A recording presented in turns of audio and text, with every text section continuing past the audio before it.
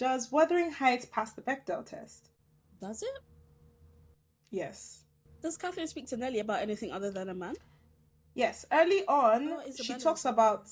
Yeah, early on, she talks to Nelly about neighbors moving in. I mean, technically there's a man there, but it's not... She's not like, there's a man, Edgar, that's moving. She's just talking about the concept that there's neighbors moving and maybe she can help her family get wealth back and stuff like that. Also, she and Isabella talk about clothes, they talk about dolls, they talk about fabrics, things like that. Actually, I don't believe that at any point in this film, two men ever talk about anything except for Catherine. The only time men talk to each other in this film is you have Heathcliff talking to her father about how he's not good enough for her. You have Heathcliff talking to Edgar about how she has died and or he should get out of his house. And Joseph and Heathcliff maybe exchange one or two words about, I'm trying to set something up for Kathy. And that, like, I don't think men talk to each other about anything that's not women. So, yeah, it passes the Bechdel test. And it wouldn't pass the reverse of it for men. How this film treats women is a different conversation. When it comes to handling of women, right, again, this film isn't really about anyone except for Catherine and Heathcliff.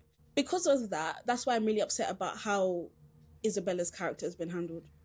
In the book, I think the most devilish thing that Heathcliff does is that ridiculous monologue he has against Isabella, where he basically calls her everything except a child of God. He basically says that she's worthless, she has no self-esteem, and she's not going to do anything about it. I couldn't believe it, right? I think it's really, really well written.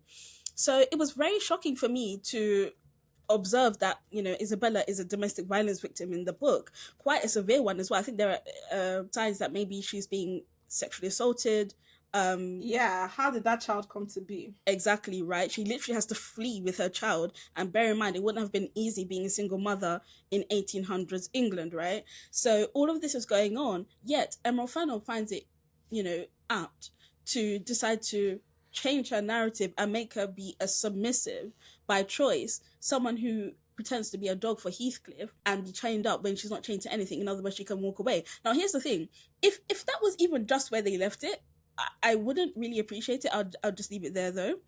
But what I don't like is that after they've revealed all of this, or I think before actually, there's a scene where Heathcliff, because he can't write, he has to beg Isabella to write his love letters for Cathy, right? Isabella decides to drag him by his like collar and say to him, I'm going to do this for you, but you need to be nice to me. Very questionable bit of writing right there. So which one is it? Is she a sub by choice or is this an abused woman? Don't flirt around with that sort of thing because you don't have the range to do it, Emerald Fennell. That was what really annoyed me. You're not Harry Lighton in Pillion. Yeah. Should I tell you my thoughts on what you just said? Yeah, go for it. All I can say is, Dee, you need to go back and listen to our Wicked episode. And go and listen to how you talked about Nessa Rose. Mm-hmm. And women that refuse to listen when men tell them that they don't like them. No, but on a serious note, the book, Isabella and the tragedy of what gets done to her, which is unambiguously abuse, is an important thing to show how toxic Catherine and Heathcliff's love is to everybody around them and how destructive it is, including the most naive, simple-minded of people, which Isabella is unambiguously portrayed as being. Yeah.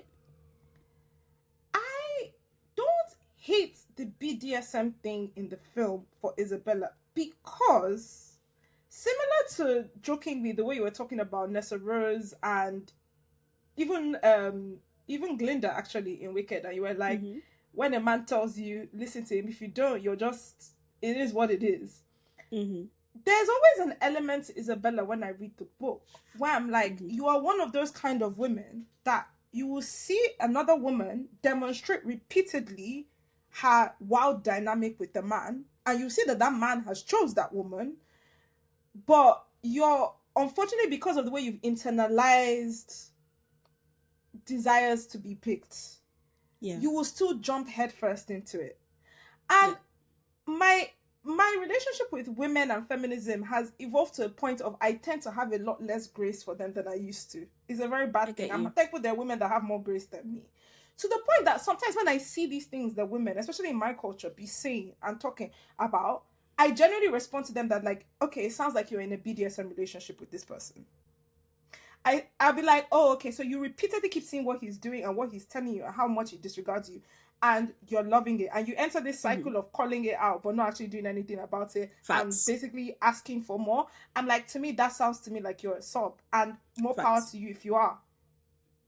So I don't actually hate the idea of interpreting what's going on there with Isabella in a contemporary setting as a sadomasochistic dynamic, because to some degree it is. Now, you are 100% right that the nonsense they then start slipping in of, wait, does she want to be treated nicer or not, immediately collapses that treatment and is silly.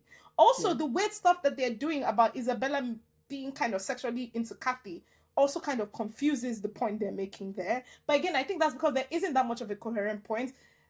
Emerald Fennell just likes throwing provocative things in your face. I think I am, though, still, like, I feel like Alison Oliver, the actress who plays Isabella, I do think her performance is very committed throughout the film. So maybe I'm also reacting well to that, in that, like, I do think that she just gave her all to that performance, all the various levels of crazy they put that character through, in a way that I found intriguing. I will say the ending, though, how her character ends makes no sense to me. Like, Nelly just comes back to get her, and that's the last we see of her. Huh? What? She wasn't even pregnant, was she? Well, we don't know. Like, it's possible. Yeah. Yeah, and I think, losing that second generation of the story reduces the amount of depravity of what Heathcliff has done. Exactly. Because it's the second half of the book when we really see Heathcliff's true colours. That's the reason why in this film, Heathcliff isn't, in my opinion, he's not even really unlikable. The one unlikable thing he does is, it depends on how you read his interaction with Isabella, but if you read it as something that's consensual, then he's done nothing wrong, right? Yeah. Apart from maybe take advantage of someone who's a bit naive. That's a perfect segue into Emerald Fennell and why Jacob Elordi was cast in this movie.